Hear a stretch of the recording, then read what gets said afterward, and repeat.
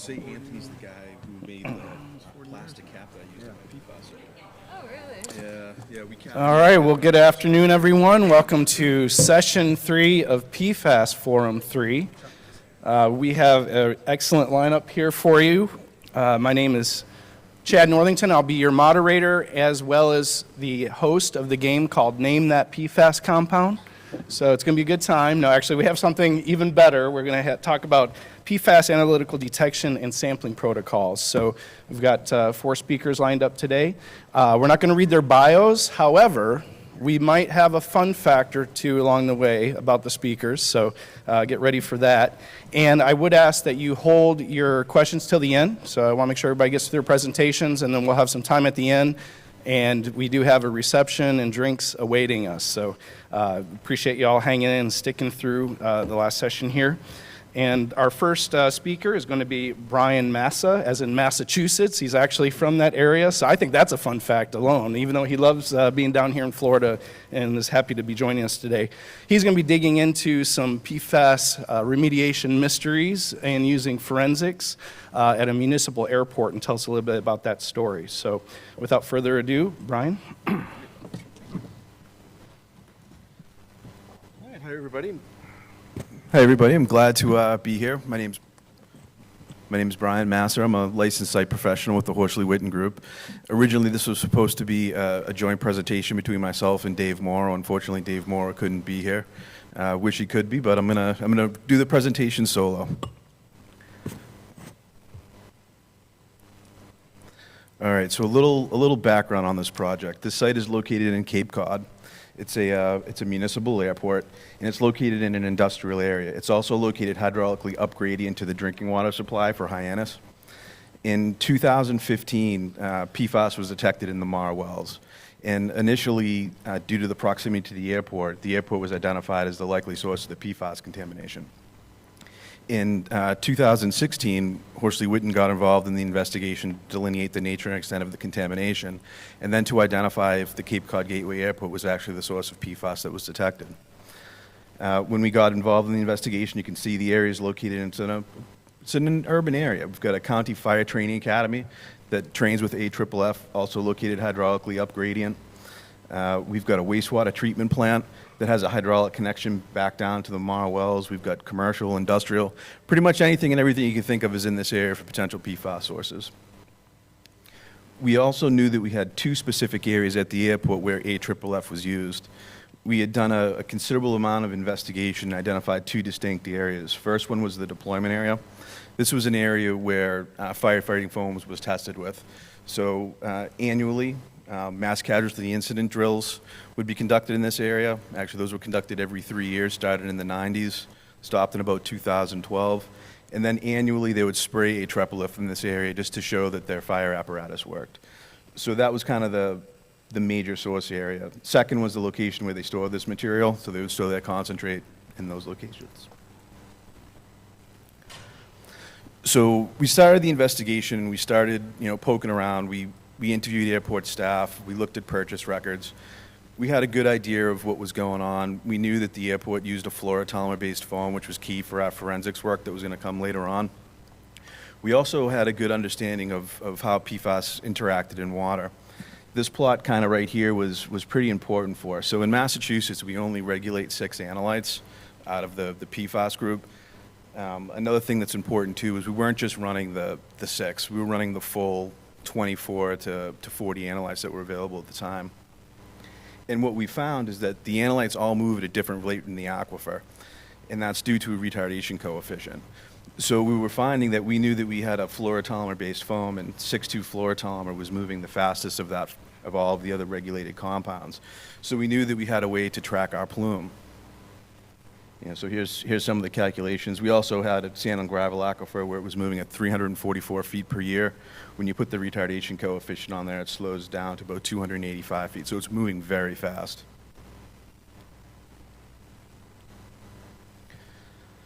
So one of the things that we did is we started the investigation. We found PFAS everywhere. We drilled hydraulically up gradient to the airport, down gradient, cross gradient. Every location we drilled had PFAS. We had PFAS in the shallow groundwater. We had PFAS deep, 100 feet into groundwater. It was everywhere.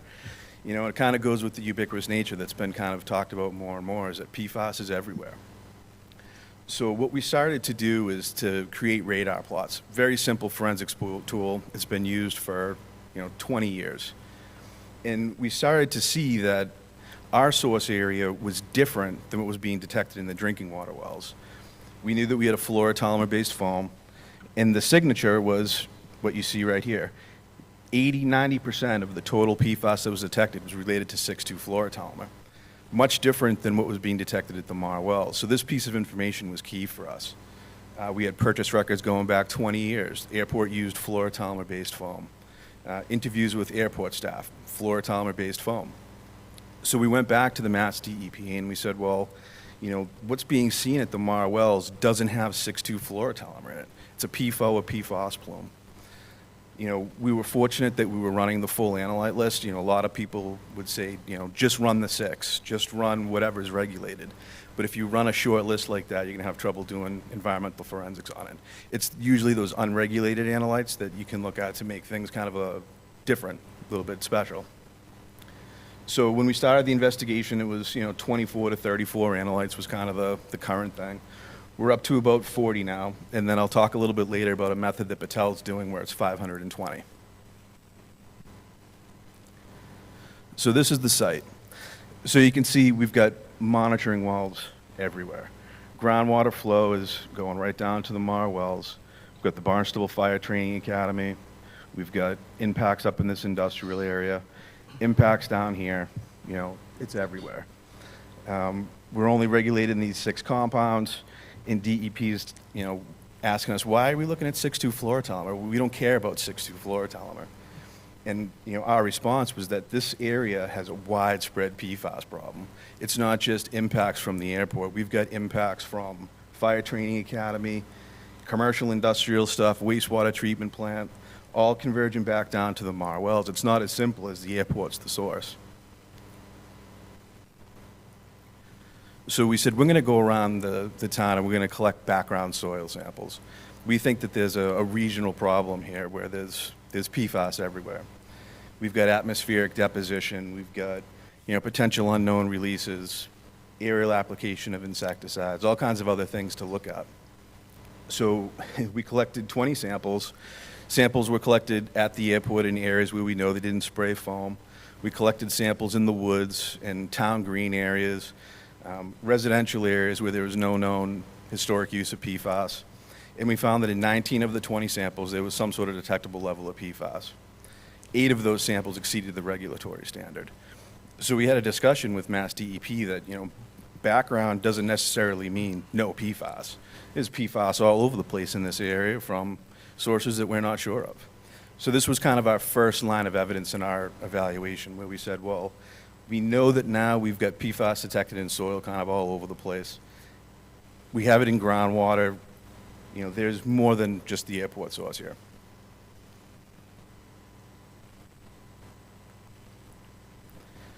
So this is the plume map that we ended up making. So we mapped a plume from the Barnstable Fire Training Academy, which all ended up being the main source that impacted the Mauro wells. Coming up here onto the airport property, it's shown in this magenta color. Kind of cuts across the airport, goes down to the Mauro wells. Now, there's question marks on either side because we weren't trying to delineate the nature and extent of this plume. We were just trying to show that this plume existed and that the impacts in this particular area, were pretty big. Originally, the plume showed as it's stopping at this Mary Dunn Pond, when in fact it actually hit the pond and spread out much wider. Also, the Fire Training Academy was a location where they'd been used since the 1950s, and they were training with AFFF there. No records known. Any fire training facility or location on Cape Cod could go to this area and train with it. And at the airport, we knew that it only happened once a year in a certain time period between 2003 and 2015 FAA mandated foam consistency testing. And we knew that that happened in that deployment area. We see kind of all those soil borings. And then during their MCI drills. We also identified another plume over in this area, shown in cyan. And again, question marks because we weren't trying to delineate the plume, just document that that plume was there. And the chemical signatures between what we were seeing over here and what we were seeing over here was completely different than what we're seeing at the airport itself. And the importance came down to the radar plots, running the expanded analytical data, and understanding how the contamination was moving in the sand and gravel aquifer. The 6,2 fluorotomer hadn't been detected in Mauro wells yet. I had detected it, to right about this point here, which was the furthest I could go towards the Mauro wells, because all these properties here are privately owned industrial properties. So I knew that I had about a 700-foot gap there, and we knew that groundwater was moving about 285, 300 feet per year. So we said, well, in about 2 years, we'll start to see PFAS detected at the Mauro wells. We'll see 6,2 fluorotomer there, and then that'll be the signature of the airport. We also did a substantial amount of modeling using ModFlow and other programs to actually depict the airport's plume, which is what's shown right here. So this is the plume based on what it's going to be in the future. We capped our source in 2020, so we've stopped the ongoing leaching, and the plume is detached, and it's moving down this direction. It ended up hitting Mauro wells in 2022, and it'll continue leaching probably for about the next 6 years. But it only actually hits a little bit of a corner right over there, where these other 3 wells are getting substantial impact from other areas. This is kind of a 3-dimensional view of the plume, taking out all of the others. So with our forensics, we were able to know that 6,2 fluorotomer was what we were really looking at, and we could plot our plume because the 6,2 fluorotomer moved faster than the regulated compound. So we knew that all of the PFOA, PFAS, PFNA that was contaminants in our plume were going to be back this way, and 6,2 fluorotomer was at the head of the plume, so we could track it that way. So this is kind of the plume, and then this right here, these are the radar plots. So in 2020, this is what the signature was. This signature right here was the exact signature that we were seeing at the Fire Training Academy data, and it was also similar to what was coming on from the other areas. The one that I showed you earlier was just a straight up line. That was the airport. Well, in 2022, about 2 years after, there's your 6,2 fluorotomer. So the plume finally made it there. So this was a big deal. In 2016, a $25 million groundwater treatment plant was put in from Mauro wells. So there was, cost implications, cost allocations for who was going to pay for something like this. So we had these first couple lines of evidence. We had our radar plots, we had groundwater velocity, we had plume maps, but we were looking for kind of one more thing. What else can we do to really put the nail in the coffin and put this to bed? And that was using a new tool through Battelle called the Battelle PFAS signature tool. So this is a forensic type of analysis where they're still reporting the 40 PFAS analytes, but they can also do what's called TICs, tentatively identified compounds, like what we have with VOC analysis. And they have their own proprietary library, and they can take that 40 and bring it up to 520. So the importance of this is just another line of evidence. This is a way that we already know our source. We're confident in what our source material is. We know the areas that are impacted, so we know what samples to send to Battelle. So, Battelle's library, they also have various AFFF formulations, landfill leachates, kind of other things that are in there they can compare your samples to. So even if you don't know what your sample's from, this would be a good screening tool to start the analysis off with. Like, is my groundwater from an AFFF? Is it consistent with leachate? Is it a consumer product? These are kind of all the things you can get from that analysis. One of the questions that people have asked, and this was early on, is that is PFAS forensics possible? And this was, kind of Dave Mauro's part, and where Dave was going to jump in. And, a good way to compare the two is dioxin and furans. There's a lot of congeners in there.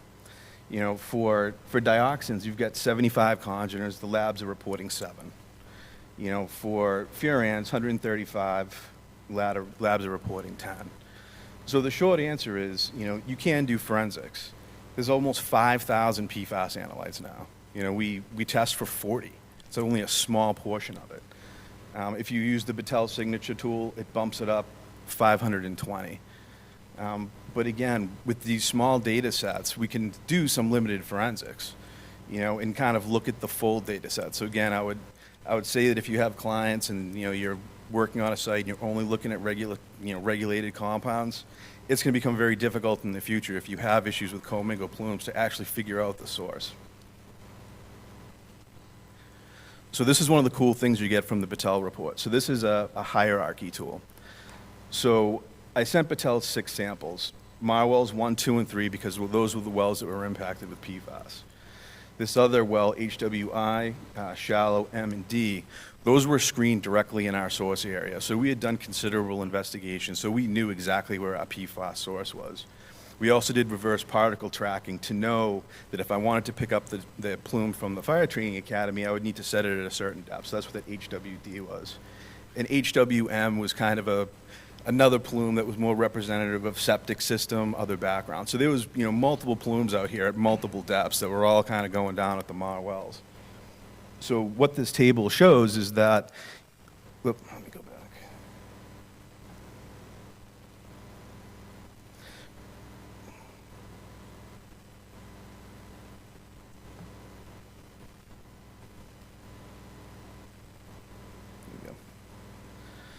So what this table ends up showing is the relative relationships between all the samples. So when you see this blue color, Mauro well 1 has this blue color here, and so does Mauro well 3. So what it's saying is Mauro wells 1, 2, and 3 are relatively consistent. The impacts in those 3 wells are pretty much the same. When you go over to HWI shallow, which is the airport's well, in my source area, it's a different color, meaning that it's not really the same. When you look at HWIM, again, it's not really the same.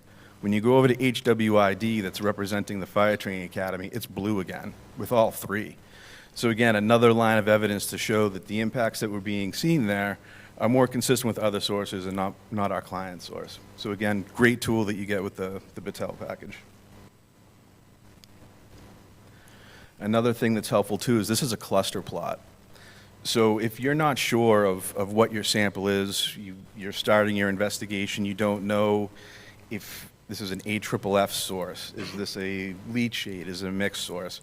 This is another thing that you can get. So Battelle has their own library of various AFFF formulations and others. So when they plotted the data, I can see that my sample right here, HWIS, that's from the airport. That plots right in between 2 AFFF reference samples that Battelle has. So I can confidently say my sample is from an AFFF area. I already knew that. But it's not the same as what's plotting out at Mauro wells 1, 2, and 3. Those are kind of in your mixed source areas. Same thing with HWID. And the reason that it's a mixed source is HWID, representative of a Fire Training Academy, wasn't a consistent AFFF that was used. It was a variation of formulations used by multiple fire agencies that had gone across the area. So all of this data made sense to us. And then HWIM way over here, non-AFFF sample, again, makes sense. That's a moderately deep well, probably consistent with what we're seeing from septic systems, small industrial discharges, kind of those type of things. So again, the benefit of PFAS. So for this particular client, one, it was part of our conceptual site model from the beginning. There was impacts down at Mauro wells in 2015, and we were trying to figure out, was the airport the source? And it played a major role. We decided early on that we wanted to run the full PFAS list beyond what was regulated because we weren't sure what was going to change in the future. We're regulating 6 compounds now, but we might be regulating 15 in 2 years. Maybe we'll regulate the entire 40 in another year. It's changing, as we all know. So the benefit that we found is that 6,2 fluoropolymer went back to, we had purchase records, fluoropolymer-based foam, and again, Mauro wells, this signature in 2020, consistent with others. 2022, when we thought it was going to get there based on our groundwater fate and transport model, and kind of there it is. And then we had our final line of evidence, which was the PFAS signature tool from Battelle that kind of tied the whole thing back together. All right, that's it. A lot of technical information, ran through it. Happy to answer questions later. You can come see me at my booth. There's our contact info.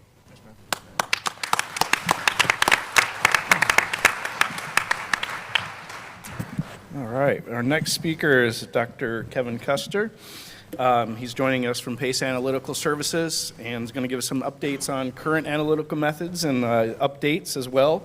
And his claim to fame is he's a die-hard OSU fan, so I'm going to forgive him being from Michigan originally. But if Luke from Action Environmental's out there, I know you guys could tailgate together, I think, next time. So. Thank you, Chad. All right, let me get familiar with this pointer. Again, my name is Kevin Custer. On behalf of PACE, it's a pleasure to be here at the PFAS Forum, and I'll be talking with you about an update on current and future analytical methods for PFAS and organic fluorine. This is the advanced button. Thank you. So an overview of the talk today. Start off with why are we testing for PFAS? This group, no stranger to that. Jump into some targeted PFAS test methods as well as organic fluorine. And then Q&A is going to be deferred till the end.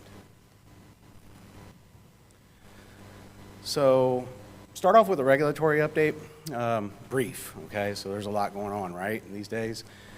CERCLA.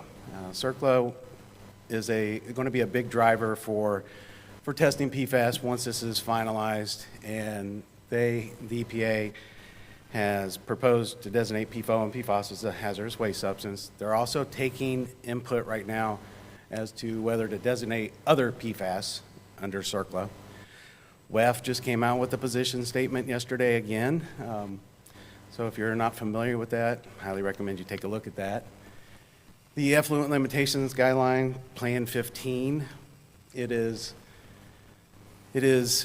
final now, and it is going to address those effluents coming out of specific categories. The OSPF, C, and metal finishers are targeted under the Plan 15. And then I caught a recent talk last week by the US EPA, Region 2, and they are moving forward to initiate rulemaking for the landfills. 95% of the data that they've collected are showing detects for PFAS. So based on that, they are initiating that rulemaking. So something to keep an eye on. The toxic release inventory, TRI, is a mandatory reporting program for industries to report PFAS every July. They now have bumped that up to 189 PFAS compounds. And then most recently, the EPA released their memo for MPDS guidance for POTWs under the, and they are actually recommending draft method 1633 and draft method 1621 on a quarterly basis, as well as looking at those pretreatment industries.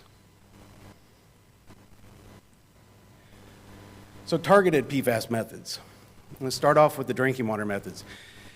If you're familiar with UCMR 5, that is the Unregulated Contaminant Monitoring Rule. It's in its 5th cycle. It is going to utilize both of these PFAS test methods, 537.1 and 533. There are some key points on this slide to bring out. Compound lists do vary between these test methods. These are final EPA test methods.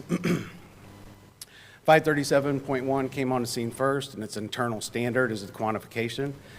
533 then was developed using isotope dilution as the gold standard for quantification for PFAS. It is key to understand that 533 does not replace 537.1. And with both of these, you're going to get 29 PFAS compounds. That program has kicked off, started in January of 2023, and will run through the end of 2025. Draft method 1633. You've probably been hearing some talks today about 1633, the benefits of 1633. It was rolled out in September of 2021. The multi-lab validation process has ended. It's going to address 8 different matrices, the non-potable waters and solids. So it's going to hit your wastewater, your groundwater, your surface water, the biosolids, as well as tissue, landfill leachate, and sediments. We're in our 3rd version of draft method 1633. They finalized the QC data for wastewater. We expect the 4th version to roll out very soon, this summer, and it's going to include the QC data for surface water and groundwater. Then to follow that will be the biosolids and landfill leachate. It's key to understand that we do expect procedural and changes to follow before this is an actual finalized method. And there are some states already writing draft method 1633 into final MPDS permits, such as Colorado, Alabama, North Carolina, Massachusetts, New Jersey, New York.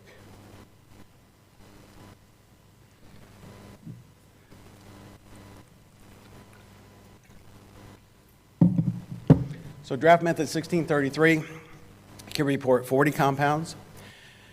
I'm not going to go through the list of compounds, but there are some additions to the list from our legacy methods, the 537M methods. Those include some, whoops, here we go. Those include some precursors that were added. And those precursors are very important. I'll cover that on some upcoming slides for top assay. But under draft method 1633, the UCMR5 29 compound list are all found under draft method 1633's compound list. Some drinking water plants can utilize 1633 if they want to expand their compound list. It's not a drinking water method per se, but it can be used for those types of systems, trying to understand their source water issues if they're dealing with PFAS contamination. This is a busy slide. I'm not going to go through it all. These are the 40 compound list for aqueous and solid samples. Those aqueous solid samples at PACE are listed here for our MDLs and our RLs. And a couple things to point out here. These are actually lower reporting limits than some of our drinking water methods, okay, for certain compounds. And for the solids, the soils, the tissues, our reporting limits are less than 1 ppb at times, so really low detection limits. For landfill leachates, because of the reduced volume under 1633, the reporting limits are going to be 5x higher. And for biosolids, they're actually going to be 10x higher because they're very specific now with their mass requirements. So there are new features and protocols under 1633 that we're going to call out. It has been a joint effort by the EPA and DOD to standardize this method. As I mentioned before, multiple matrices, right? Eight different matrices. There's been some QA/QC changes to 1633 from our legacy methods.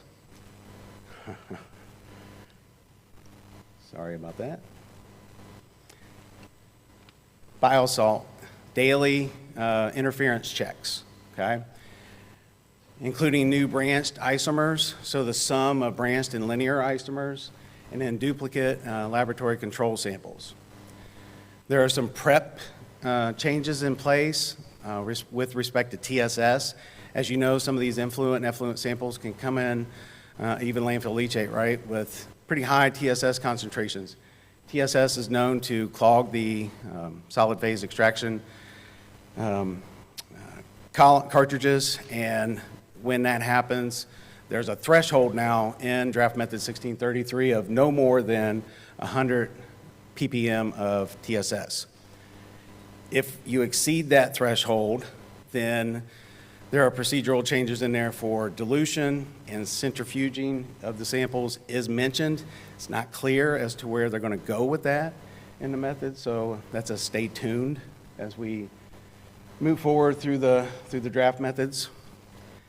And then storage, hold times. Aqueous samples have a 28-day hold time. They can be extended to 90 days if they're frozen at less than 20 degrees C. And then the solid samples have a 90-day hold time. Sample volume for the aqueous samples versus our legacy methods. Legacy methods would send out two 250 ml bottles. For draft method 1633, it's 500 ml bottles. So those will be sent out in duplicate, and in addition to that will be a 125 ml TSS bottle. For landfill leachate samples, it's a reduced volume, so it's 100 mils, hence why you see the inflated RLs for landfill leachate. As I've already talked about the TSS requirements, they are mentioning that flexibility as it relates to TSS, so that's a stay tuned. One of the key features of the TSS threshold, it does not apply to any field blank, equipment blank, or trip blank sample.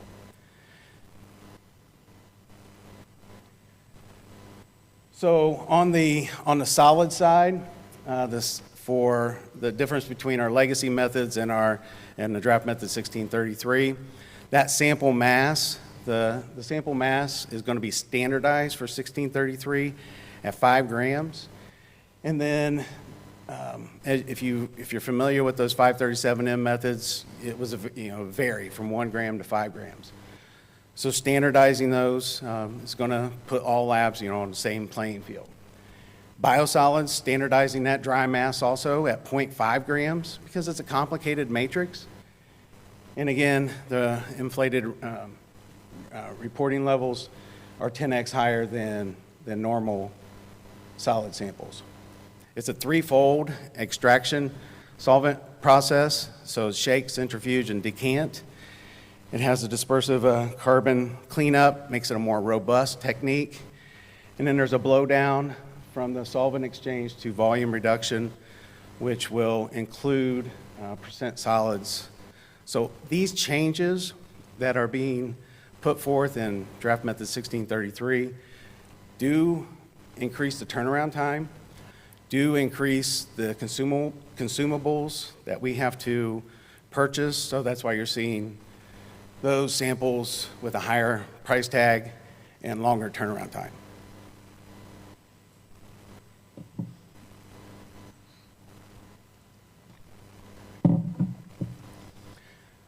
So the non-potable water and solids. This graph is showing a study that we did. It's one data point, okay? Could be, better with triplicate and get some error bars up there. But nonetheless, it is comparing solids and aqueous samples between the two methods, and we're looking at a relative percent difference, so that agreement. For solids, we like to see a relative percent difference of less than 30%, and for aqueous samples, we like to see less than 20%. So on the y-axis is the relative percent difference. Here on the x-axis is some PFAS compounds. And the blue bars are your solid samples, and the red bars are your aqueous samples. So as you can see, the agreement is pretty good when you're looking at those RPD samples, the RPD differences between those samples, between the legacy and the 1633 method. Another method that is being rolled out is ASTM method D8421. It is a direct inject method. It's getting a lot of attention. It has some good benefits with it. It has pretty low detection limits. The LOQs are around 10 ppt. It can report 44 compounds. It has an average faster turnaround time than our, say, a draft method 1633 sample. And it is useful in a number of different applications, such as pilot studies, bench scale studies, destruction technology studies. D8421 was modeled in the same lab that EPA 8327 was developed in. If you recall, 8327 is a final method by EPA. It is a direct inject, but it only reports 24 compounds.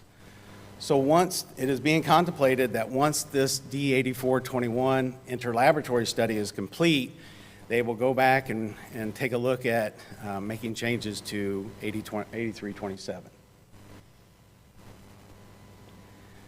TOP assay. TOP assay stands for total oxidizable precursor.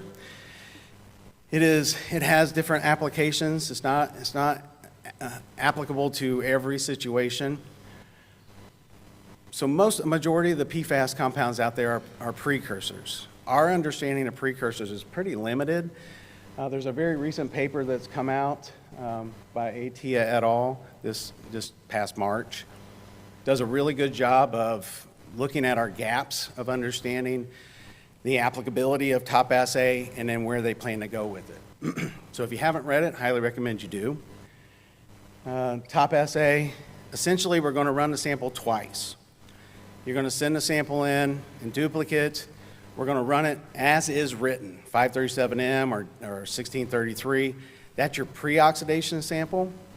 Then we're going to take an aliquot of the sample, hit it with an oxidizer, hit it with heat, and then look at the conversion of those precursors as they degrade into more stable, more terminal PFAS compounds, which ultimately can add to the persistence as they are released into the environment, say through a wastewater treatment plant effluent, but is also applicable for biosolids in soils.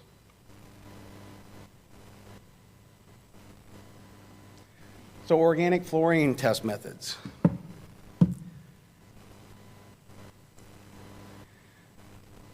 Total organic fluorine, TOF. Very popular test method these days. It is achieved by combustion ion chromatography, so CIC. This is an image of the instrumentation that can give you a total organic fluorine concentration. Key to understand, there are some subsets of TOF. So EOF, extractable organic fluorine, is a subset of TOF, and then a subset of EOF is adsorbable organic fluorine. Adsorbable organic fluorine is draft method EPA 1621. PACE was the single lab to work with the US EPA to get that method online as a draft method. It is currently in the multi-lab validation process right now, and that is this column right here. So at PACE, we put a registered mark on TOF, so it's true TOF. There are a couple things to point out here. The LOQs for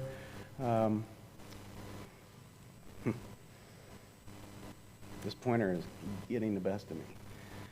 The LOQs are 50 ppb for TOF, pretty low. It will give you a concentration of total fluorine, free fluoride, and then a subtraction of those two will give you total organic fluorine. For AOF is going to, the LOQ is 2 parts per billion, and it is actually going to look at the concentrations that are actually adsorbing to activated carbon. Those activated carbon columns will actually get combusted. They're in duplicate, and then that will give you the concentration of inorganic fluoride, which will ultimately be calculated as organic fluorine. Some future tests as we see them being moved forward is EOF, so extractable organic fluorine, and total fluorine. These can also be used on solids.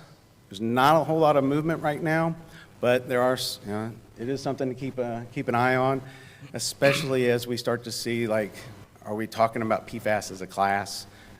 So it is definitely moving forward. AOF is going to come out first since it's in its draft method, so that's something to keep an eye on. And as the EPA has recommended to use that as a companion for the test method 1633 for those MPDS systems. So with that, I will defer Q&A to the end now, right? Yes, sir. All right.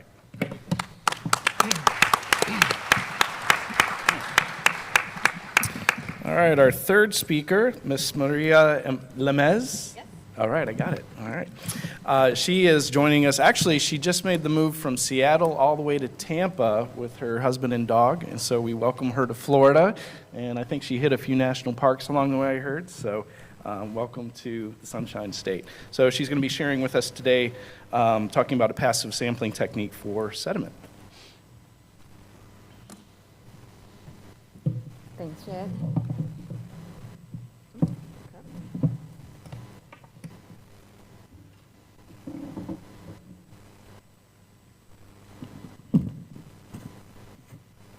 Thanks, Chad, for the introduction, and I'm really happy to be here now in the Sunshine State. Yeah, and thank you for the organizers for allowing us to speak a little bit about this commercially available passive sampler for PFAS in sediments. So this presentation today, I will describe this upcoming project, so you're not going to see any data right now, designed to demonstrate and validate a passive sampler used to measure concentrations in PFAS in sediment for water and surface water. This project has been fully funded by the ESTCP and is expected to start by beginning of 2024. Before we dive in, I'd like to acknowledge this great project team. This effort will be a combination of Geosyntec, Siren, our colleagues from the Naval, and I would also like to acknowledge ExxonMobil for providing additional funding to this research, which will allow us to get a more robust data and a better understanding of this technology. And also, I learned about this presentation last Friday, and learned about this project last Friday as well. Rachel was supposed to be here today presenting, so if you have any hard questions, their email will be at the end, but hopefully I'll be able to answer them.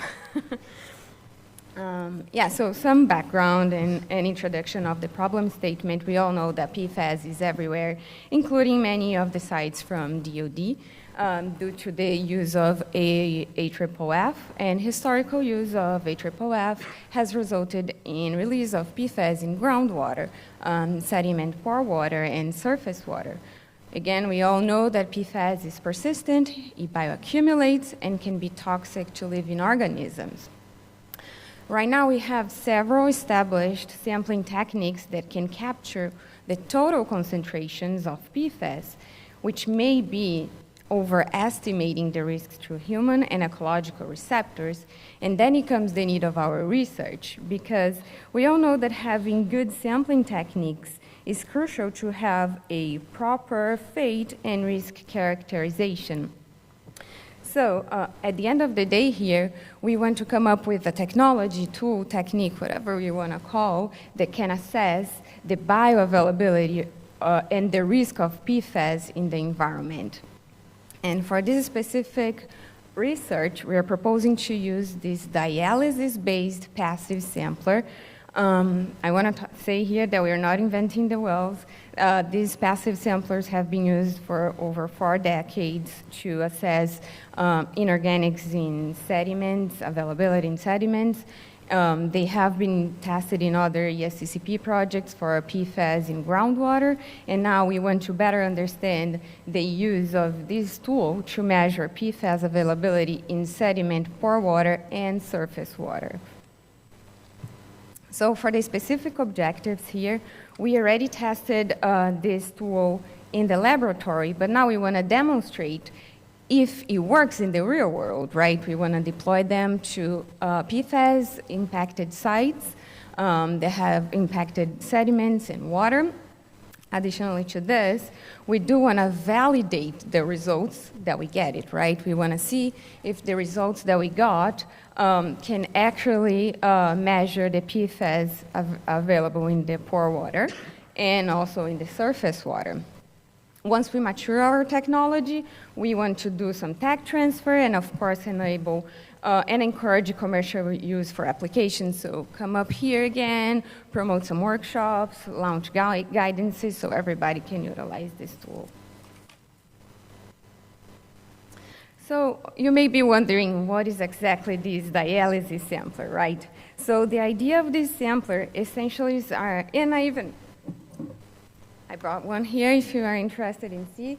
This one was specifically made for our project, but it can be custom made for whatever your need is. So there are these small containers made out of HDPE. They are approximately 60 milliliters with a semi-permeable membrane and can also have an autoprotective cage. And these semi-permeable membranes, they allow molecules to diffuse from the environment into the sampler media, which is basically filled with ultra-pure water. And from this cartoon here, you can see that we have, where is my point? we can see that we have the unavailable PFAS that it might be attached to particulates, to the organic matter, to clays, and therefore that are not bioavailable for uptake. But we also have the freely dissolved PFAS that is in the column water. And what happens is, once the sampler is inserted in the matrix, the solution in the sampler equilibrates with the freely dissolved PFAS in the sediments within days and weeks. And one thing, well, let me go to the next one. So once the sampler is removed from the sediment, the solution is transferred to a regular bottle from, that is provided by any lab. And the great thing is that the lab provides their own bottle and it doesn't add up by any other steps to the laboratory. They can be analyzed just as any regular water and analyzed by the draft EPA 1633. And just so you know, the water doesn't get red, that's just a representation here. And what I didn't mention here, and you may be wondering, how do I know that it gets equilibrated, right? So those samplers, they get spiked with a reverse tracer. Let's say we spiked it with 100 nanograms per liter, and then once it comes back, the laboratory already have the standards for analyzing this reverse tracer, and let's say they saw that it has 30 nanograms per liter. That means equilibration was about 70%, so we can correct for that factor that the equilibration was not achieved. So, in terms of technology maturity, like I said, we're not trying to reinvent the wheel. These passive samplers have been used for over 4 decades for many other applications. It's simple to use, it's easy to make, easy to deploy and analyze. I already mentioned as well, other ESTCP projects have recently verified that PFAS dialysis samplers for groundwater works. We have done extensive research between Geosyntec and CIRM Laboratory to better understand how we could put together those samplers. So there were many years of studies to understand better material for the sampler, better membrane. They did several studies and understood that the best deployment time was within 2 to 4 weeks. But like I said, if it doesn't equilibrate, we have the correction factor for that. They also tested several tracers, reverse tracers, to see which one was the best one to use. They did these PRC tests.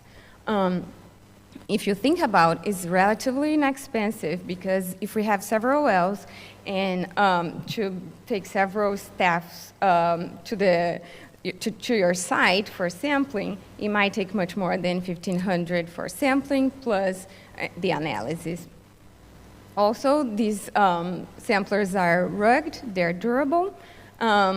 Additionally, CIRM has already deployed 2 field testing. Of course, we need more, that's why we're doing this study. They've been calling it PFAS sampler, and they have been listed as a service provider in the USPA guidance document. Just drink some water.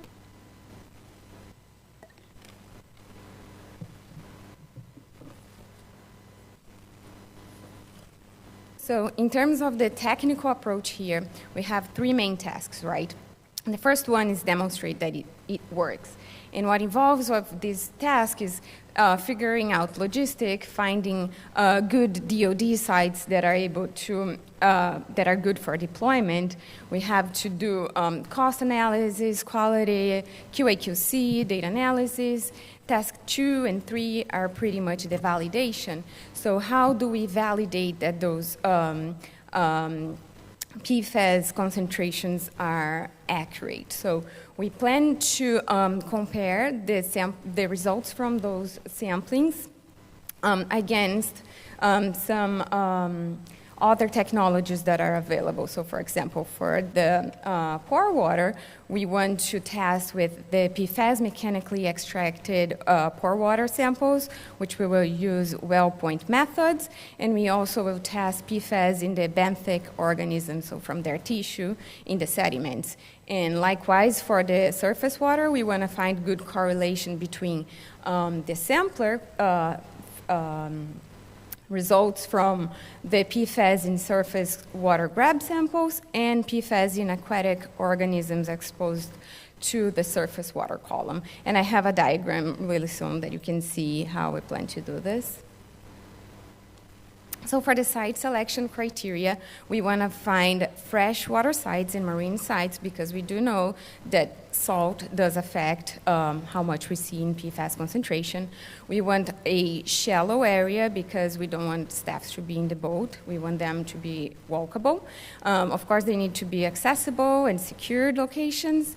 We want to find a diverse concentration of sediment and surface water within the range of nanograms per grams and micrograms per liter range because we want to validate that this tool is able to measure low, medium, and high concentrations.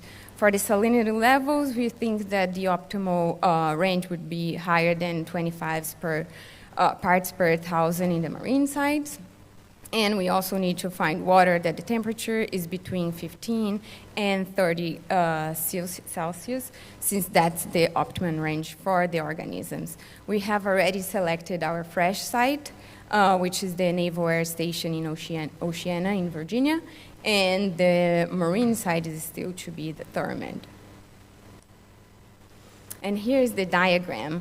It will be a little busy here, but I hope it's easy to understand.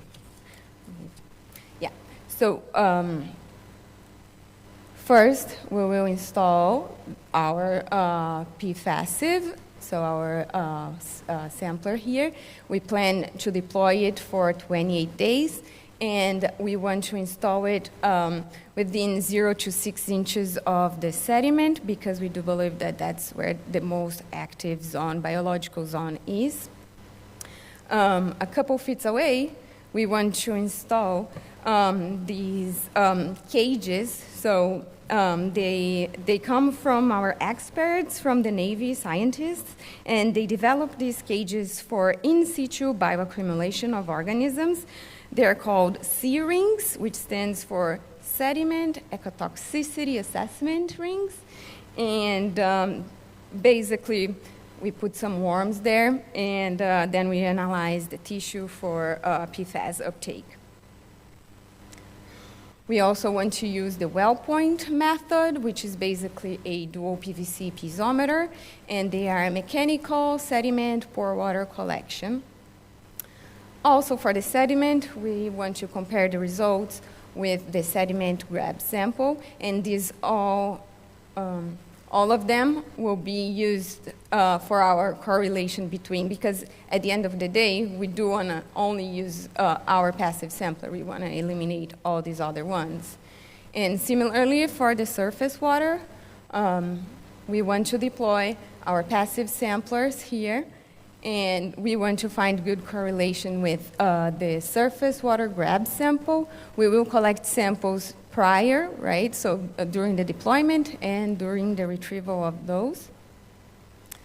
And we also want to analyze PFAS that are in the bivalves that will be placed attached to a rod located in the middle of the water column. So, okay, so we saw that for the field demonstration, I just showed you all the way that we want to collect all the data so we can validate and have a good correlation for our passive sampler. Here is just a separation between what we plan to capture for the sediments and what we plan to capture for the surface water. Along with this, task 1 involves obtaining logistics for deploying the passive samplers. And here's just like an example of how the site will look like.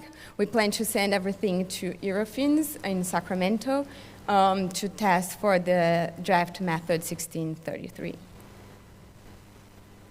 Now, for our other approach, right, we have the approach of validation our data, right? So for task 2 and 3, which the main difference is task 2 is for sediment pore water, is the PFAS that is bioavailable within the pore water, and task 3 is for the surface water, right? So we have a few questions that we want to answer. So how well do passive sampler data reflects the PFAS bioavailability?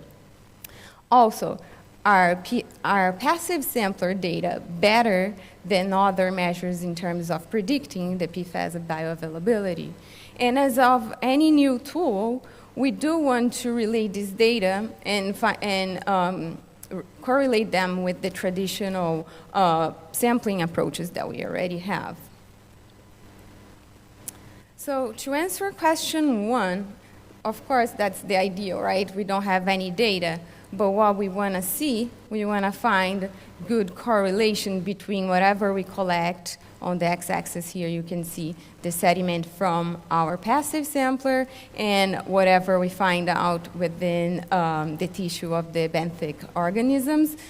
Of course, ideally, the better they are, the closer to 1 they are squared, the better. And we want statistically significant regression relationship to be evident, so p lower than 0.05. And for question 2, so are the data better one versus the other? We don't know yet. Here is exactly the same image that you just saw before. So let's compare whatever we find.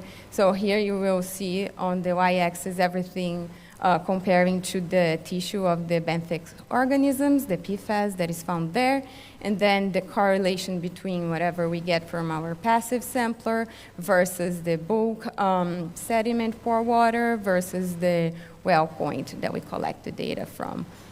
Of course, those are all hypotheses. That's the best hypothesis that we can have, since our would be the best, but hopefully next year when we come, we'll be able to show this, or the upcoming years, that this is really the truth. And again, for question 3, we want to see how well do they relate to the traditional approaches, right? So another step in validating a sediment or water PFAS passive sampler is to compare the results to the traditional approaches. So whatever we get results from the grab sample versus what we get from our PFAS sampler. Also here on the sediment, we want to compare and see how well they correlate. And this comparison will also be helpful in illustrating the potential advantage for this dialysis sampler to integrate concentrations in surface water, because it does provide a temporal average concentration.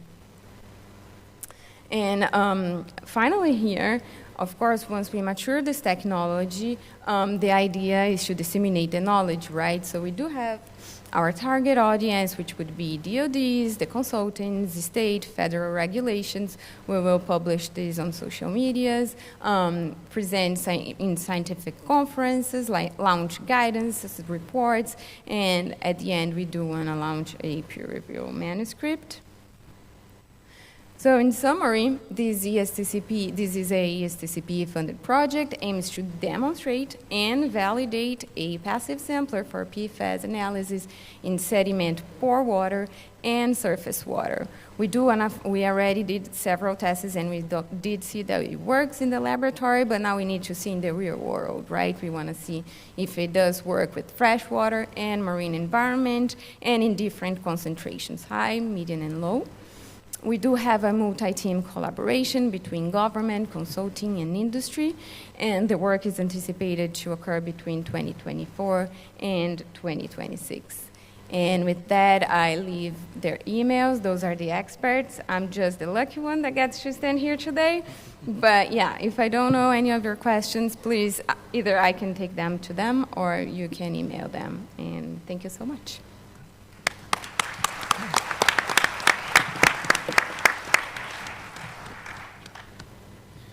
Well, I will say I wouldn't think that you could do a play on words with the acronym PFAS, but we have PFASive, right, sampler.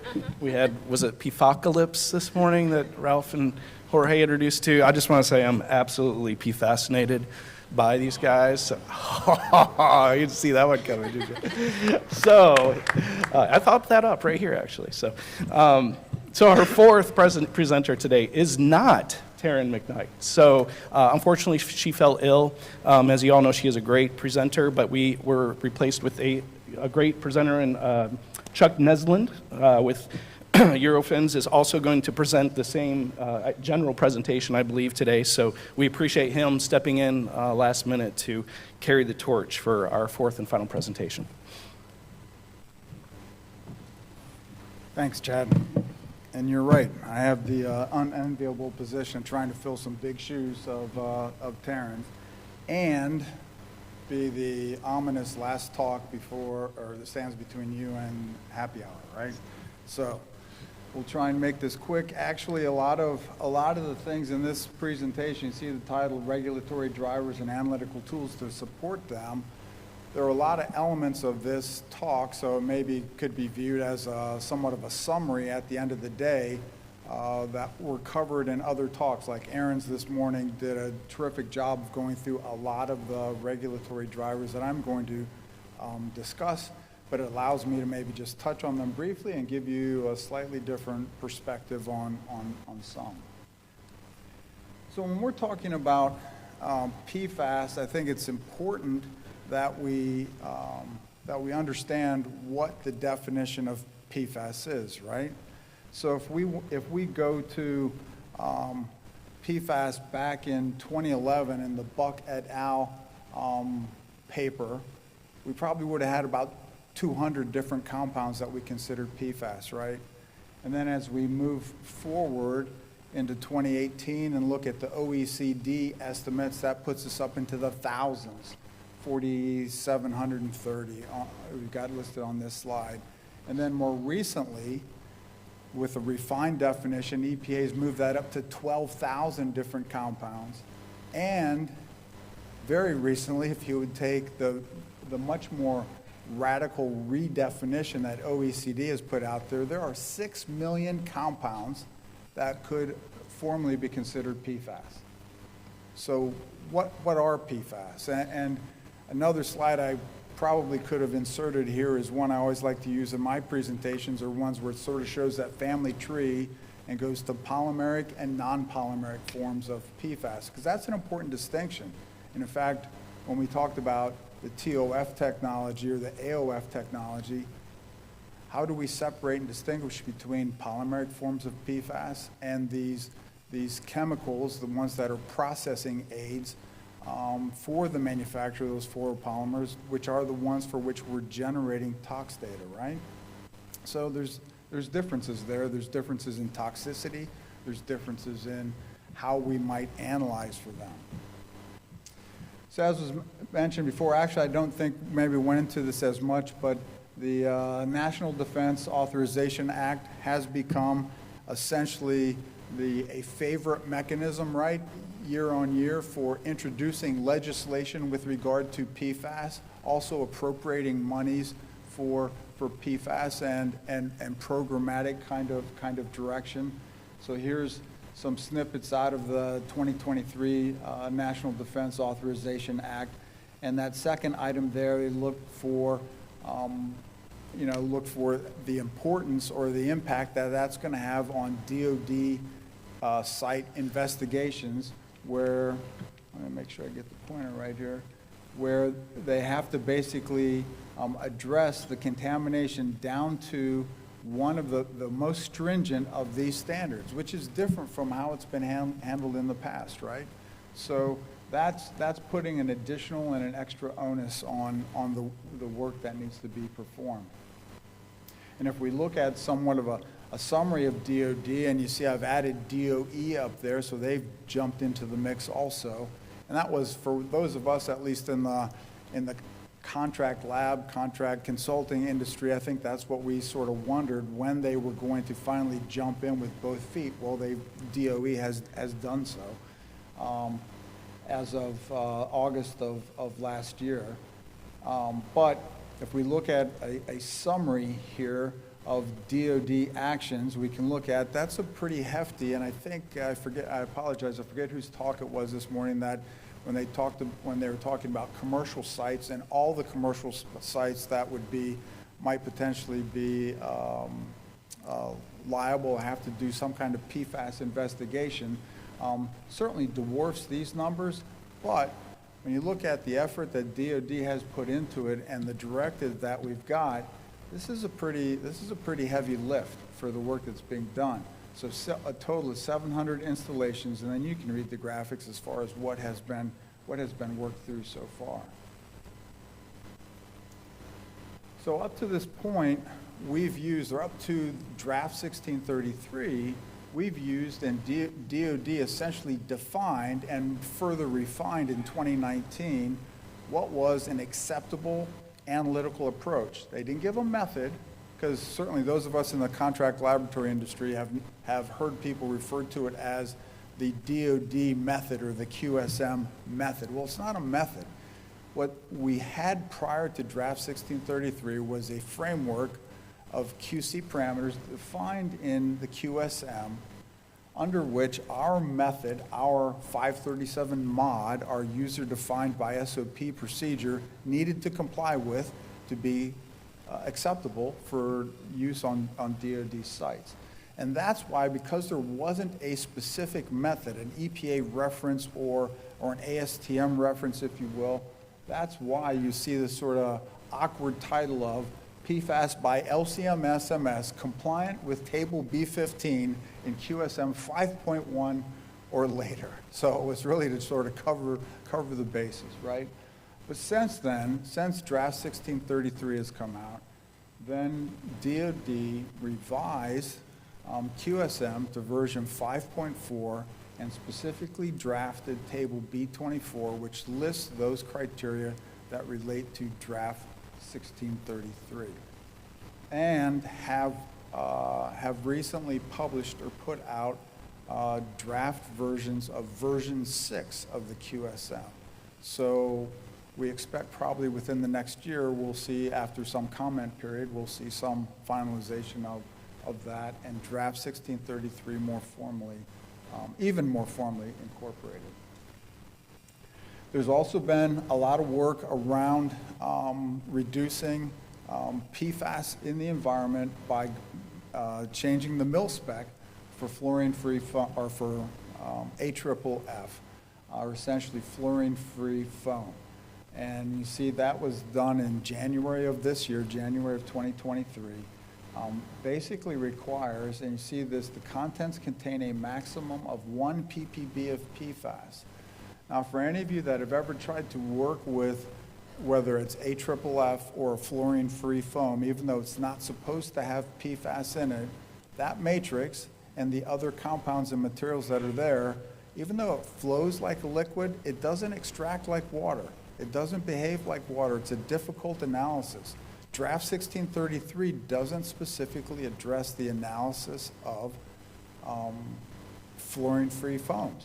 So the question becomes, how are we going to maintain and substantiate this requirement that it's less than 1 ppb of total PFAS?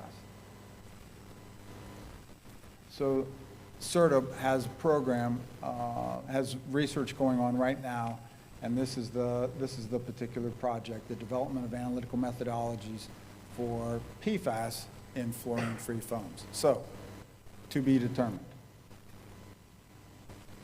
So let's talk a little bit about the roadmap, which Aaron really covered in detail this morning, so I'll try not to spend too much time on this. But again, sort of different graphic, laying it out a little bit different than what she did, but the different program offices, and all under these directives of research, restrict, and remediate. So the first one we're going to talk about is TSCA, and basically research and restrict. And published, which they've done, a national PFAS testing strategy. The revision of TSCA in 2016 basically made it easier, or gave EPA more tools, more teeth, or sharper teeth maybe, for helping to monitor and regulate these compounds. So went through a review of previous decisions, and also we're going to talk a little bit about some of the enhanced reporting of PFAS under the Toxic Release Program. So this is just an example of the kind of listing of compounds, the expansive list that's been put under this TSCA with the National PFAS Testing Strategy, Appendix A, out of that list of compounds. And if you actually look through some of these candidate PFAS names, I know not everyone's a chemist here, but those that are, Martha, Norm, how many of our normal targeted analytes do you see up there? Yeah. So TSCA also then proposed a rule for reporting PFAS in manufacturing sites across the U.S. And all of those that have manufactured since 2011. I think this was the voluntary rule that you talked about earlier, right, Aaron, where they're to report any of these items under the Toxic Release Inventory Program, which was not, let's be honest about it, was not a big success as far as the report rate and what was reported in. A lot of people relying on this de minimis exception and taking advantage of that for not reporting. But the reality though is too, many of those that did respond, what they responded with was something about proprietary information, proprietary compounds, ones in which you couldn't get specific details, or the kinds of details that basically if you're going to use a contract laboratory or a university laboratory to measure and quantify these compounds, you didn't really know where you're going to go. So you really only, at least from our perspective, have a choice of using this very complicated, very expensive analytical technique, and is actually part of what is used or was used in what was talked about in the Battelle application, but this is using high-res mass spec for doing compound identification. Number one, attempting to do suspect screening, and where you don't have hits or matches under your suspect screening, there are those of us that have suspect screening libraries that are over 2,500 compounds, but even then you don't get hits for some of these compounds that are found under TRI. So then you go to what is truly a unknown type determination using that accurate mass determination. So this isn't readily available to all folks, and the analysis is the instrumental is relatively complex and expensive, quite frankly. So then we're going to go to the Office of, basically RECRA, Office of Land, Circular and RECRA, Office of Land and Emergency Management. So our parameters here are restrict and remediate. So the proposed rulemaking, Aaron went through this a good bit this morning about PFOA and PFOS as circular hazardous substances. And the gentleman that was a lawyer, I apologize, Ralph, was that his name? Ralph, who gave the talk, talked about the possible implications there, which are going to be extremely, extremely costly. And then, which was, I think this was just within the last 2 weeks, maybe 2 weeks worth, the advanced notice of rulemaking for some additional compound. Like I said, I want to bump through this. So designate PFOA and PFOS as hazardous substances and published in CFR. And then also under RECRA, and some of this with RECRA dates back to an inquiry from the governor of New Mexico about PFAS, and then the response that was given back to him about investigation of these 4 compounds and setting limits or potentially proposing hazard limits for these compounds. But then that sort of has sat idle for a number of years, only recently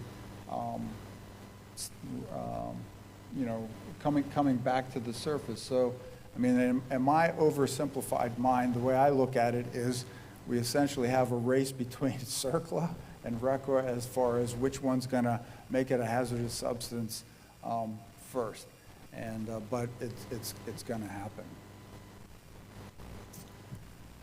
So next would be ORD, Office of Research and Development. So a lot of additional tox data assessments done under IRIS, taking an approach to look at multiple parameters, looking at PFAS as classes as categories instead of as the individual compounds. We talked about that a lot this morning.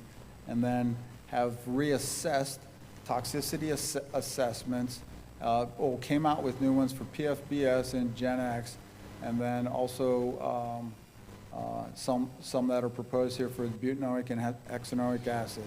But then also reassessed those for, and we'll talk about those in a second, for PFOA and PFOS, which is basically what led us to those extremely low interim health advisories that have been talked about a couple times today. So the point to show here is sort of or not a conflict, but the contrast, that's the word I want, contrast between what you get from a targeted compound analysis like draft 1633 versus what you've been able to get from some contract labs, ours in particular, as far as an expansive list to really do thorough site investigations. And I would actually argue from the talk earlier as far as forensic applications. So we've got targeted compound analysis for, here it's 75 compounds, but we've actually got this list up over 80 now. So that allows you to then even do a better job of fingerprinting and doing forensics on sites. So Office of Water has had a lot of the heavy lifting here, and as out of the Office of Water in combination with ORD, if I'm saying that correctly, Aaron, but we've seen draft 1633, we've seen draft 1621, which have been talked about multiple times today. National Primary Drinking Water Regulation for PFOA and PFOS, so MCLs, putting MCLs out there.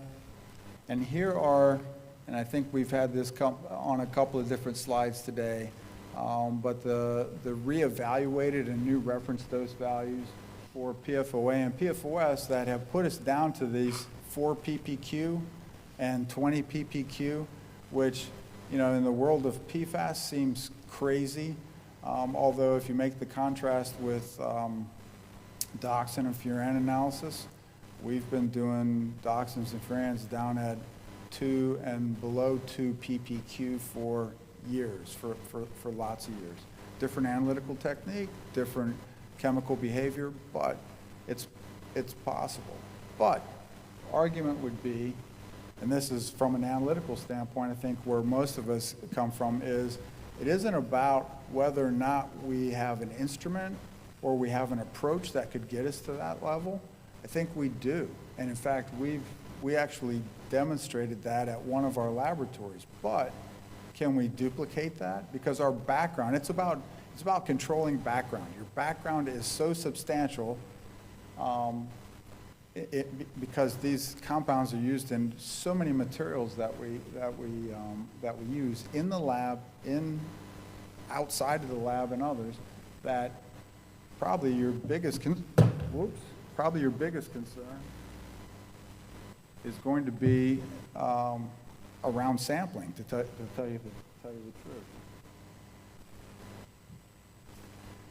So this is what I was leading to. So to hit these kinds of limits, as I said, there's technology. So this is what we've used. It's a, instrument manufacturer is SciEx. It's their top end LCMS MS. We've been able to get to where we could get to that level. We could get to a 4 ppq, and we could see a difference between 4 ppq and background. But we did that in a clean room, and it took us 3 or 4 times till we could do enough replication that we could say, yes, we can definitely see this above background. But we would go and we didn't try it a week later or 2 weeks later, but I'm pretty confident if we tried it a week or 2 weeks later, we probably wouldn't have been able to hit that again. So how real is it? I mean, you did touch it once, but it's like, or you did think you saw the unicorn once, but could we see or track the unicorn again? Let me bump through. So we talked already about the effluent guidelines program, so I'm just gonna bump through this because that's been talked about a good bit already. discharges and EPA-issued NPDES permits, so that's been active, and EPA has actually been very active in doing some testing, some I'll call it random, somewhat announced testing at chemical manufacturers, fluoropolymer manufacturers, and using the methodologies that they're propagating, which are draft 1633 and draft 1621. To use that data, I think, to establish regulations around how they want to limit or regulate these materials. Biosolids. So EPA does have some directive now on biosolids, but I got to tell you, I think there's a little bit of disconnect between EPA and some of the states, because there are states like Maine who's had restrictions and limitations we're probably at 5 years now, 4 or 5 years. Other states that are putting restrictions and limitations on the applications of biosolids. Massachusetts, I believe, which had sort of a statewide program, they put a halt to that because of biosolids. So, so there's a little bit of disconnect. So this is, we've thrown a lot at EPA. EPA's been catching up, but has some catching up to do. But now we've got a standardized method, as was mentioned before, a standardized method for doing biosolids, and that would be draft 1633. We've already talked about this. I think I agree with what Kevin said before as far as some of the positives. I think there's a couple of still some improvements that we could make and should be making to make it a more robust technique, but we're getting there. The reality is, for those of you that are old dogs like me and have been doing this analytical work for a lot of years, when 8260 and 8270, which everyone sort of takes for granted, it's almost like it's a commodity. When they first came out, not every lab got it set up and got certified right away either. And those are much less complex analyses than doing PFAS. And then draft 1621. Kevin, we should actually go have a beer and talk about the true definition of TOF, because I would argue there is no true definition of TOF, because TOF is determined and can be determined as AOF, EOF, just as you pointed out. But then within each of those, EOF doesn't cover fluoropolymers. Actually, in some cases, you could argue whether or not AOF and whether there's a contribution in AOF from fluoropolymers in the form of microplastics, right? So anyway, I think this is an important screening technique. It's a surrogate, it's a proxy for PFAS. It allows you to look at a larger swath of compounds than just your 40 compound targeted analysis. And it might have some biases associated with it, but as long as you know, like any tool, as long as you know the function and purpose of a tool, you can take that data and frame it around and make it useful for your purposes. So this gives you an indication of what may all be there, and not just your limited list. And then just quickly about air and source emissions. So Office of Air and Radiation published OTM 45, I think was that 2019 or 2020, I think 2019. Published OTM 45 for semi-volatile and particle-bound PFAS from source air and emissions. Have one called OTM 50, which is an attempt to further delineate some of the types of PFAS-related compounds, breakdown compounds and others that might not be captured by the OTM 45, which really uses a filter, absorbent tubes, and pingers.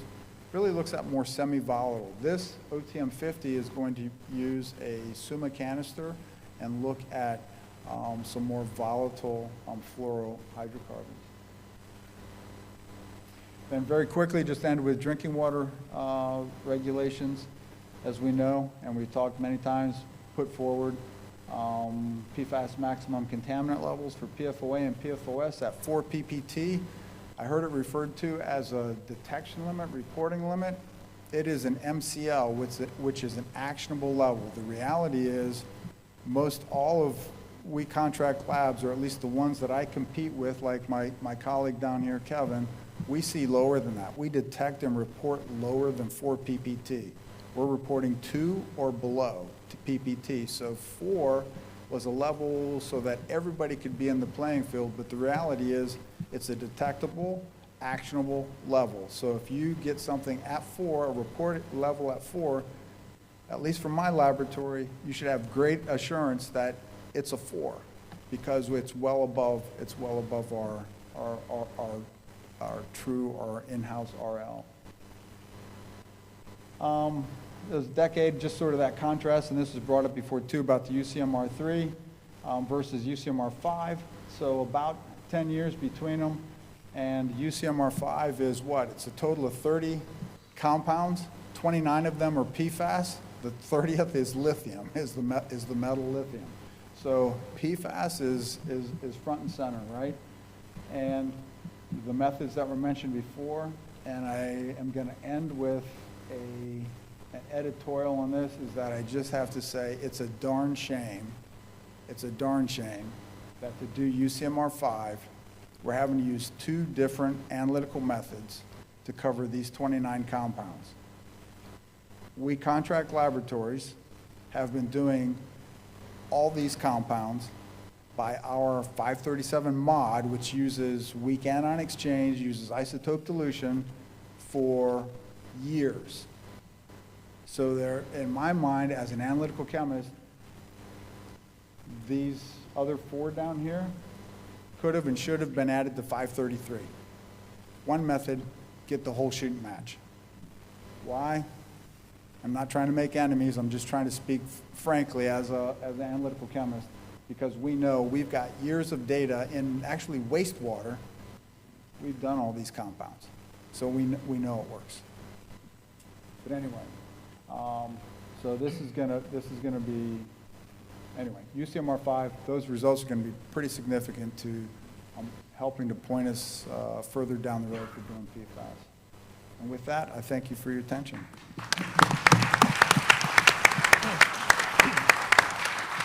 When Chuck starts talking about PPQ, parts per quadrillion, I think of like Ant-Man in the quantum realm. I can't help but think of that. But so we've got a lot of time left, guys. And so we have 3 options. We can play Chad's version of Guess That PFAS Compound from the acronym. It's going to be a game show someday. 2, you can listen to my questions, which you probably don't want to. Or 3, please ask some questions to our great panel here today. Up front.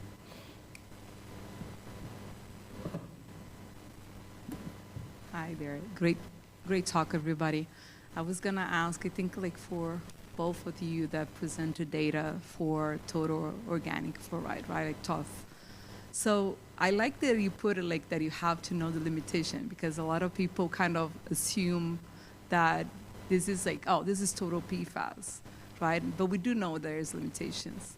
My question is, in which context would you think, like, for example, this kind of data would help? I mean, in consideration, right, like that, for example, you pointed out like the detection limit, I think from AOF, if I'm not mistaken, was 2 ppb, right? So considering that most of those compounds are in very low part per trillion levels, yeah, sometimes when you sum them up, you probably have ppb, and you have a bunch of other compounds that we're not really seeing them, right? So I was going to say, like, in which context you think this would actually be a valuable information that people, or actionable information that people could use it? Sure.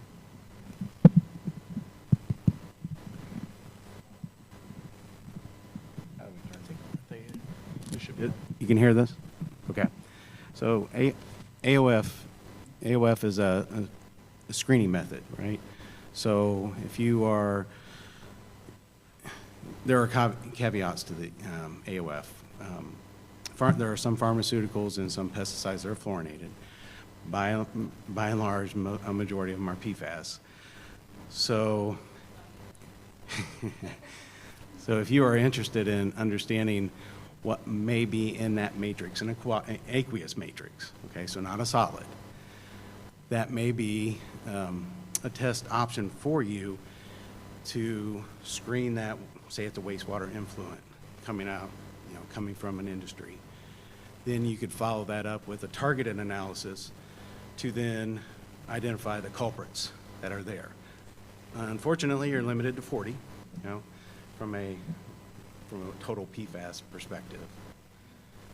Does that get to your question? If I can just say, so for me, the pecking order would be, or the possible use would be, do the AOF, and if you don't have detections, then you can be done, as long as that detection level meets with what EPA has determined from this survey of chemical industries and like that's being worked on, because they're going to be looking to, I think, set limits and levels.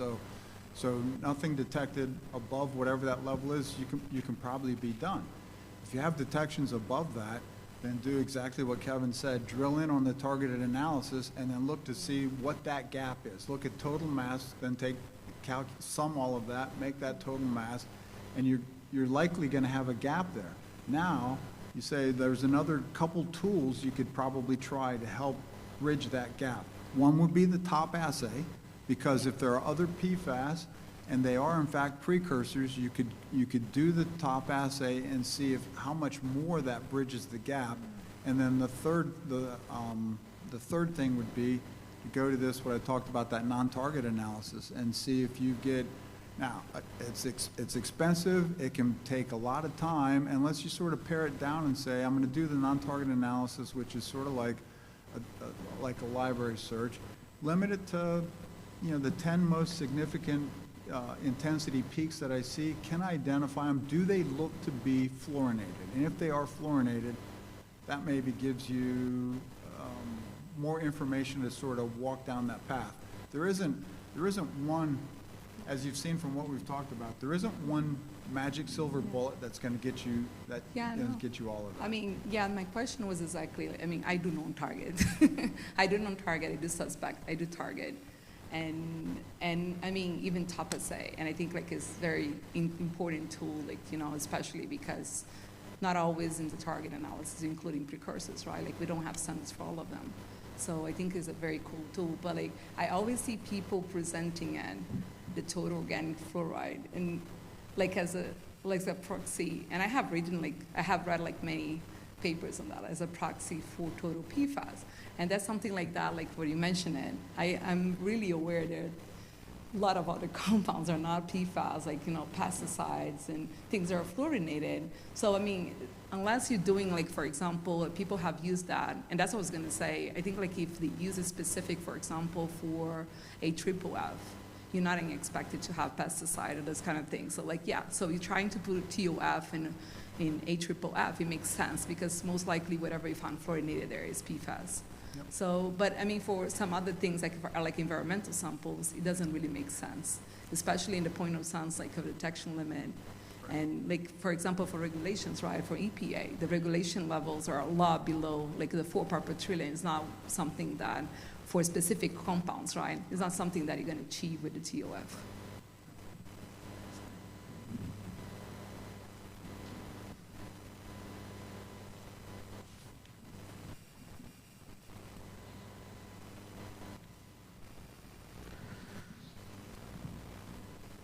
Thank you. I'd like a follow-up question on your summary of what struck me as a logical process through the testing.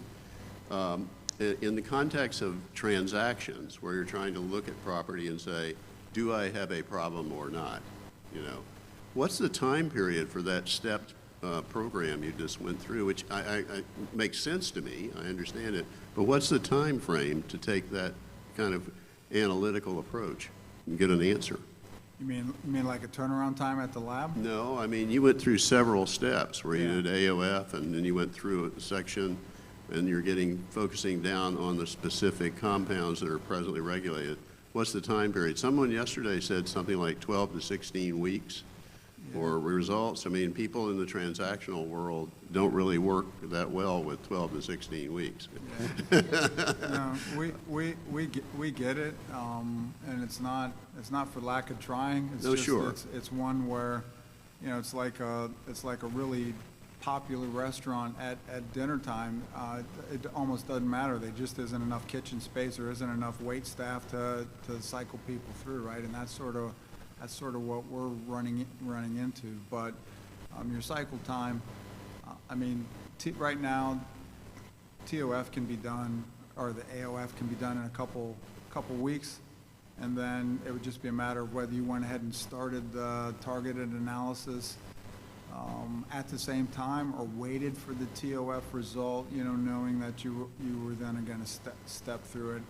Again, from a transactional standpoint, it probably comes down to, you know, what your risk benefit is, right? Whether you want to pay for both tests up front, both of those tests up front, and So what if you paid for both of the tests up front?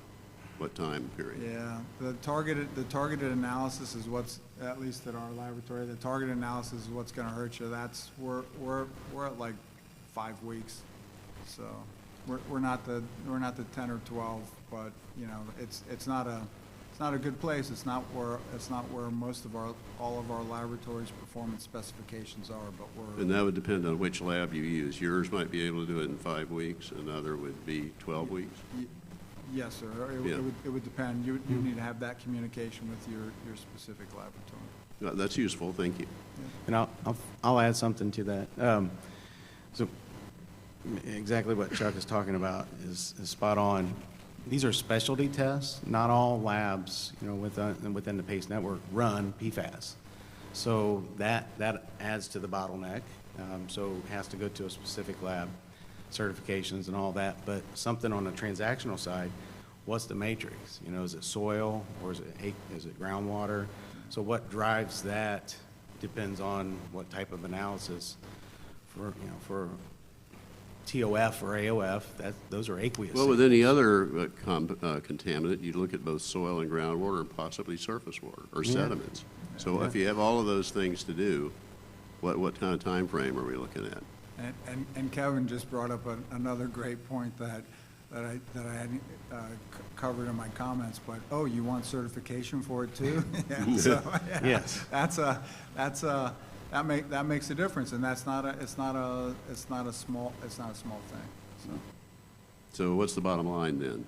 No, it's still my answer still Okay. stays the same. I'm just that becomes another parameter to like what Kevin was saying as far as the particular lab, where they're located, what states they have certification in. Do the states certify for that particular parameter? I mean, you know, there's a whole morass of that before you even get to the point of submitting the sample and paying for it. Just a follow-up question on that, on the state certification. Under the Brownfields program, you have to have certified labs. Yep. Are there labs that are certified to provide these results in the Brownfields context in Florida, or do you know?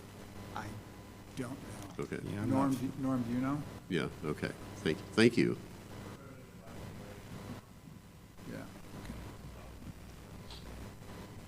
Yeah, it's very state specific. ITRC does a great job of tracking that through their regulatory table, and I think they just made an update to it. So it's a good resource.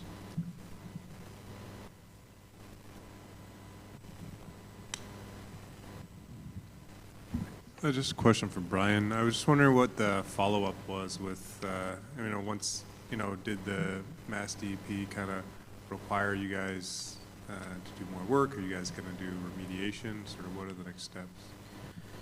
So in Massachusetts, it's a privatized system. We've skipped past all that work you saw was part of the Phase 2 comprehensive site assessment to delineate the nature and extent of contamination, which we have done. We're now in Phase 5, where we're in remediation. Treatment's occurring at the Mauro wells, and we're done. So Mass DEP is in agreement with what's been done, and it's gone through the public process. This is also a public involvement participation site, so we've had public meetings and discussions with folks. So fortunately, we're kind of at the point now where the data's been accepted, and we're just in active ongoing monitoring for remediation, and we capped our sources in 2020. So we've, ultimately, we're seeing the plume kind of detach and start to move down, and we've seen substantial drops in our source areas. So we're just in the monitoring phase now.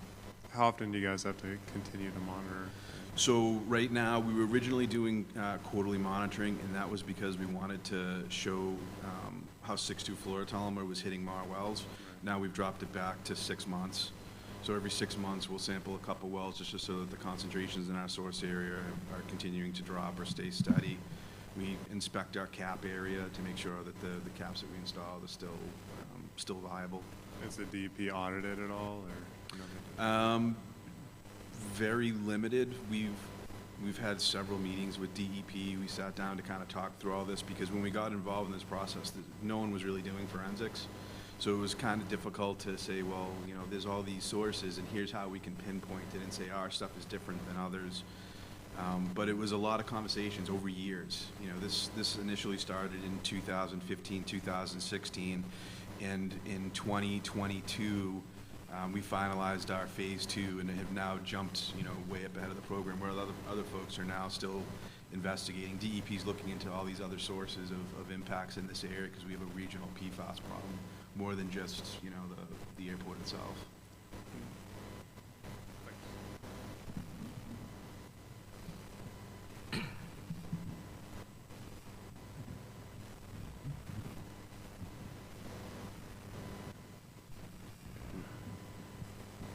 A question to Bryan. So probably I missed it. For the wastewater treatment plant discharge, was there any data for PFAS? Yeah, so what happened is in 2015, they detected the Mar wells had impacts, and the town's response was to construct a wastewater treatment plant that could treat for PFAS. So that construction happened pretty quickly. They changed their treatment process because they weren't set up to treat for PFAS. They didn't have activated carbon in their system. So they added on that treatment train for activated carbon. I believe they've got 2 units installed.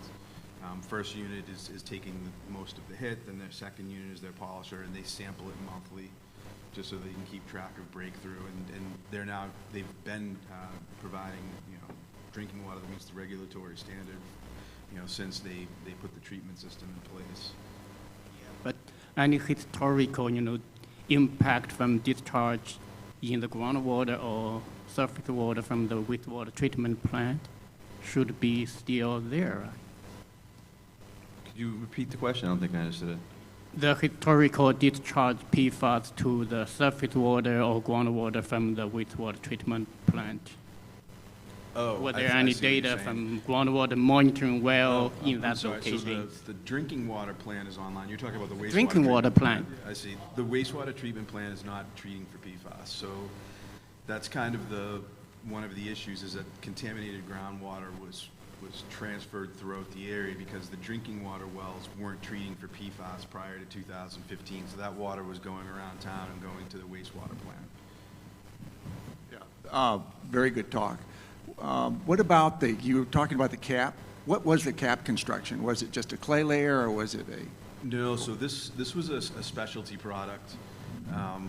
Anthony in the front was from his company. So we did a lot of research where PFAS can be in plastics. So to put a plastic cap in, we did some research to find out a material that actually didn't have PFAS in it. So we did SPLP testing of plastic materials, and we used a specialty cap that's like a landfill type liner. It's a plastic material welded on site, and we had extraordinary results with the capping. We actually have a poster, it's number 10. We saw 80–90% reduction in the concentration of PFAS within 6 months of cap installation. But the thing that was key to this is really understanding your source area and understanding where your source was. And you know, we had 20 years worth of purchase records. We had soil borings all over the place, interviewed staff, and had a really good conceptual site model to know where the impacts were. So when we installed the caps, we saw really good results. Welcome. I've got a question for you from a virtual attendee. Dave Farrington, if you'll go unmute and ask your question, sir. Yeah, hi. It's my understanding, is it correct that the lab holding times are 2 weeks for extraction and then 4 weeks thereafter? This is kind of bumping up against the 5 to 6 week analytical time. So if I understand the question correctly, are you referring to EPA method 537.1? Yes. Okay. So yeah, that typically doesn't cause an issue in the lab. They're aware of the extraction, the days. It is 14 days to extraction, and then 28 days beyond that as far as the hold time. And then getting the samples on the instrument within the turnaround time, which is, for us at PACE, we refer to turnaround time as business days. So the extraction and hold time are on calendar days. Right. So sometimes, it does happen, but for the most part, it's not an issue. Does that answer your question? Yeah, thanks. I just, heard how long it was taking to get the analyses done. Sure. Anybody else? Everybody wants to go next door and have a drink. We do have one more. Or maybe a few more. Hello, this is for the analytical guys. Do you guys have any concerns with 537.1 not being an isotope dilution method? Careful, Norm. So I think the thing with 537.1, I would prefer, of course, that it be an isotope dilution method. Yep. But the fact that it's on drinking water probably makes it a little bit easier to, to swallow, makes it a little bit easier to swallow. But also realize that because it's not using isotope dilution and because it uses an extraction chemistry, the solid phase extraction uses basically hydrophobic interactions. It's a styrene divinyl benzene. It limits the compound list that you can do. So that's why you can't do the shorter chain acids like the butanoic acid and the pentanoic acid by 537.1 because of that extraction. Well, 533 fixed those things, although again, I'm going to be a lab snob, an analytical snob, but we in the contract industry, we're using wax chemistry for our non-potable water analysis for many years before 533 came out, as well as the isotope dilution. But I think the fact that it's drinking water certainly makes it a little bit easier to handle. There is another feature in the drinking water methods is that they only require you to monitor a single transition mass because it's drinking water. You don't expect there to be background. Whereas everything like 1633, our 537 mod, the DOD application of that, we always use multiple transition masses because you wanted that confirmation of the detection in impacted matrices.